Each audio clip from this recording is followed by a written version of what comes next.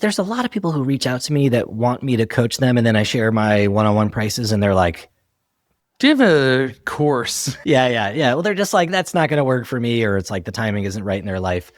And so, but there's a small population that will upgrade and want to work with me eventually. And that's great too. And if that doesn't happen, that's also great. This is something I would experiment maybe with some paid ads behind, in addition to just the, organic and evergreen promotions and promoting it to my own lists. So I don't know. I'm like really excited to see what it unlocks. For the first time, I feel like I'm going through this transition where up until this point, I've been like a dude scrapping it together, trading time for dollars. And it's been great, and it's supported my family, and it's gotten me to this point. But when I think about who I want to get to, like where I want to become, like the vision of my life that I have in my head, this is a big part of it. And it's the system. So that maybe eventually I can get out, like I get a lot of my business through LinkedIn. I'm on the content hamster wheel. That's been very good to me. I've nothing, it's like I'm very gracious and appreciative of that. But I don't want to be doing that forever. So if I get off of that hamster wheel, I need to replace it with something. And so I'm excited to see if this could be the system that works. Again, I'm growing my media brands parallel to this. So I'm growing an audience of people who I can promote my stuff to. I can make money promoting other people's stuff, promote my own stuff. And so I just feel like for the first time in my business, I feel more like a business owner than just like a dude freelancing, figuring it out. I totally get that. And that is a motivation that a lot of us have as we build out. And honestly, there's a lot of parallels with the model that you're running and what we're trying to build out. I mean, we just launched the Full Stack Soulpreneur Substack. We just launched the podcast that goes with that.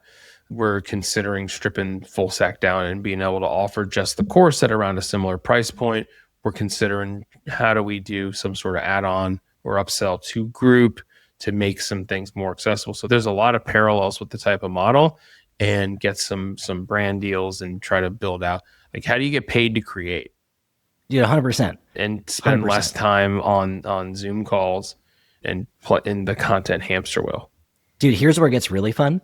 So I've just started teasing that I'm making this new program, and I've had a few potential sponsor type companies reach out saying like, hey, I saw you talk about this thing.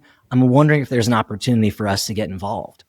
And so now, that wasn't part of my plan. I don't know if that will be part of the finished product, but now I'm like, well, shoot, I got this thing. I'm going to sell it to my audience anyways. Could it be co-presented by somebody else? Maybe. I don't know. Something that I'm thinking about. I haven't quite figured out what good could look like there, but it's like every level of this solopreneur game. It's like you don't know what opportunities present themselves until they do. And if you just keep going and trying new stuff, eventually you start to see the opportunities everywhere. And it's just a matter of what kind of business do you want and how do you get there? So I feel better hearing that you're on a similar journey, because I'm like, man, maybe this is the right path. I should just feel better about it and not second guess every step. Dude, no path is easy.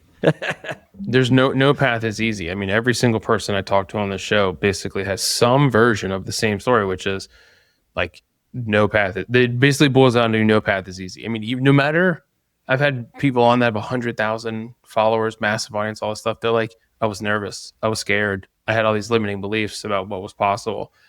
And it just tells you, no matter what you're going to do, you're going to figure it out. Yes. But it's also, you're going to question a lot of stuff. Like there's no straight shot to building any of this stuff.